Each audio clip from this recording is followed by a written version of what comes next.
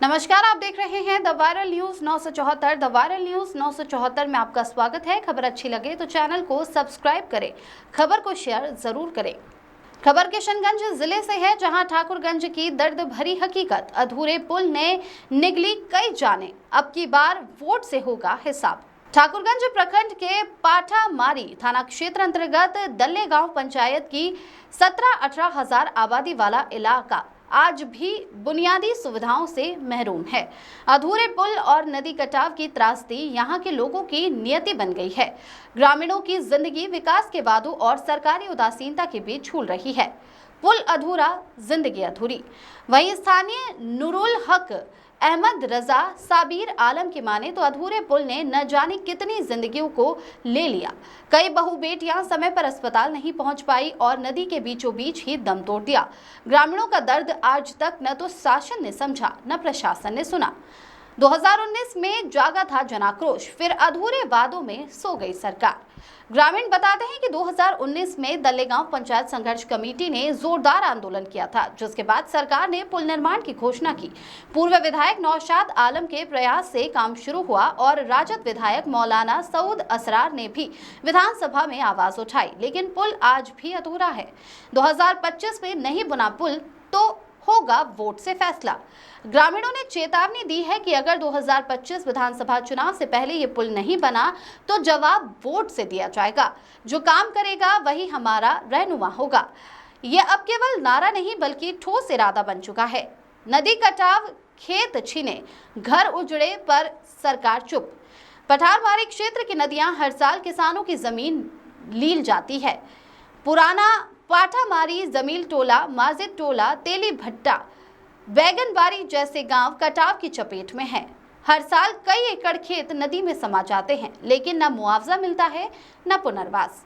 प्रशासन मौन, किसान बेहाल। यहाँ के किसान अब प्लान छोड़ मजदूरी कर पेट पालने को मजबूर हैं। हर साल फसल बर्बाद होती है, मगर सरकार हमारी सुध नहीं लेती। एक बुजुर्ग किसान की आंखें छलक पड़ी। अब सवाल यह है कि कब जागेगी सरकार? क्या 2025 के चुनावी नारों में फिर दब जाएगा दल्लेगांव पंचायत की पीड़ा का सच, या इस बार जनता अपनी चुप्पी तोड़ेगी और जवाबदेही तय करेगी? अब्दुल जब्बार की रिपोर्ट। है सर, हम लोग इतना कठिनाई से जी रहे हैं, तो ऊपर में ईश्वर जानता है, नीचे हम लोग यहाँ दल्लेगांव पंचायत की नदी इस पार के व्यक्ति सब कुछ जान रहे हैं। आज के डेट में हम लोग के साथ इतना संघर्ष है, तो रात के 10 बजे आते हैं तो हम लोग को इंडो नेपाल वाला पुलिस तंग करता है। इधर से आते हैं तो चारों तरफ से हम लोग का नदी है। हम लोग इस कारण से आज के डेट में इतना परेशानी में झेल रहे हैं, तो हम लोग का आने वाला रिश्ता आकर के खा पी कर जाता है। हम लोग के साथ व्यवहार देख करके बहुत बड़का पसंद कर रहा है। जब रास्ते के बीच में आते हैं तो हम लोग पीछे हट जाते हैं, हम लोग कहीं का नहीं रहते हैं। इसके कारण से आज अवरोध पुल जो नहीं बना सर, इसके कारण से किसको दोष है? अपने तकदीर को दोष रहे हैं हम लोग। कोई हम लोग को देखता नहीं है, आकर के हम लोग को बैठता है, मीठी मीठी बात सुना करके हम लोग को दिल बहला फुसला करके वोट ले लेता है। उसके बाद हम लोग के बाद 5 साल के बाद ही हम लोग का तरफ देख रहे हैं, तो देखिए क्या कीजिएगा, ये किस्मत का मारा। हम लोग तो बहुत कोशिश किए, तो आज के डेट में नहीं हुआ, तो अगला फिर चांस दीजिए हम लोगों को, फिर दोबारा आप लोग का अप्रोच पुल हम लोग बना देंगे। आज हम लोग का देश आज़ाद होने का 78 साल हो गया सर। आज तक हम लोग को कोई नेता या कोई मंत्री या कोई भी सरकार हम लोग को खोल करके नहीं देखा आज दल्लेगांव पंचायत में।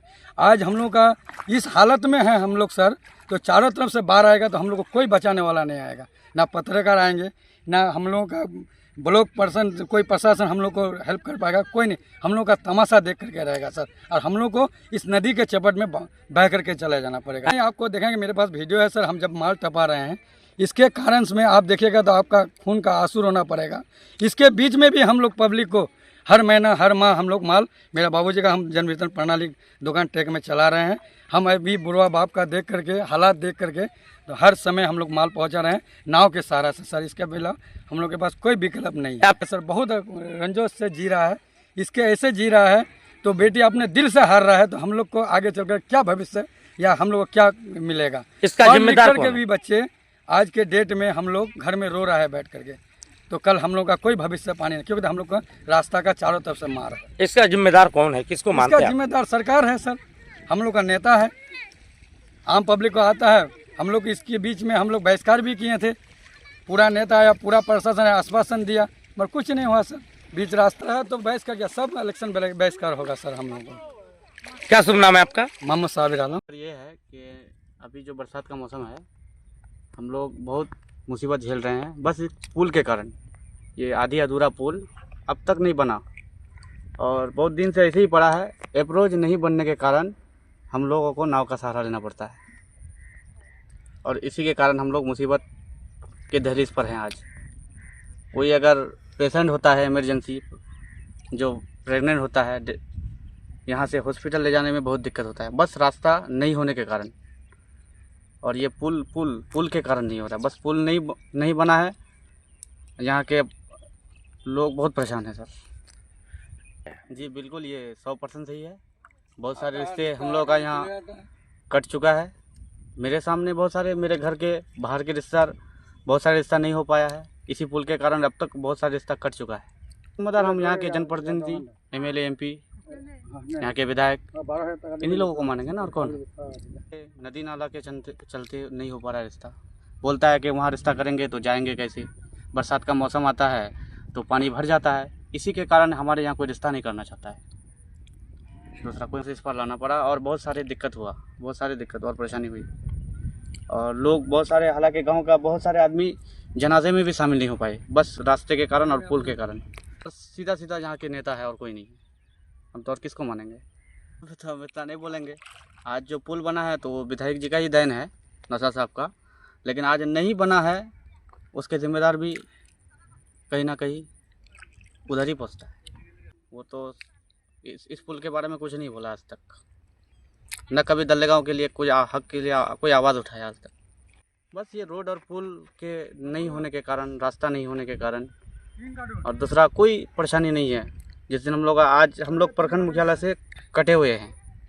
अभी हमको ठाकुरगंज जाने का ज़रूरत पड़ेगा तो एकदम 20 किलोमीटर घूम के जाना पड़ेगा नेपाल बॉर्डर से। वहाँ के बॉर्डर में प्रशासन भी नेपाल वाला परेशान करता है और इंडिया के प्रशासन भी परेशान करता है। तो बहुत सारी दिक्कत हम लोगों को झेलना पड़ता है बस पुल और रोड नहीं होने के कारण से। बहुत सारे लड़की हम लोग का इधर पुल नहीं होने के कारण ना रिश्ता हो पा रहा है, और बहुत सारे प्रेग्नेंट महिला जो है नदी के बीच में ही अपना दम तोड़ दिया है, हमने अपने आंखों से देखा है। क्या शुभ नाम है आपका? MD अहमद रजा। बात यह है कि हम लोग छोड़ा से अभी बुढ़ापा हो गए। अब पुला उधरा है, पुला का भी काम नहीं हो रहा है। अभी कोई रिश्ता आता है, रिश्ता भी आकर के टूट जाता है। कोई मैयत होता है, ना के सहारे से हम लोग इस पर आते हैं मिट्टी देने के लिए। अभी हम लोग जा रहे हैं ठावन, ना के सहारे पर जा रहे हैं। हाट या मेहमान कहीं जाते हैं, हमारा रिश्ता नहीं होता है। बहुत परेशानी हाल है हमारा, बहुत झेलते हैं ये नदी के कारण से। रिश्ता नहीं आता है। बुरा से लेकर अभी छोरा से लेकर बुढ़ापा हो गए, यही हालत हमारा हो रहा है। क्या करेंगे, किसको सुनाइए, हमारा परेशानी कौन सुनेगा। इसी पुल का कारण से पुल नहीं हो रहा था, हमारा रिश्ता नहीं होता है। कोई आता है देख के भाग जाता है। ये नदी का कारण से बेटी का रिश्ता नहीं होता है, कैसे क्या करेंगे। नहीं सही है, एकदम सही है ये बात।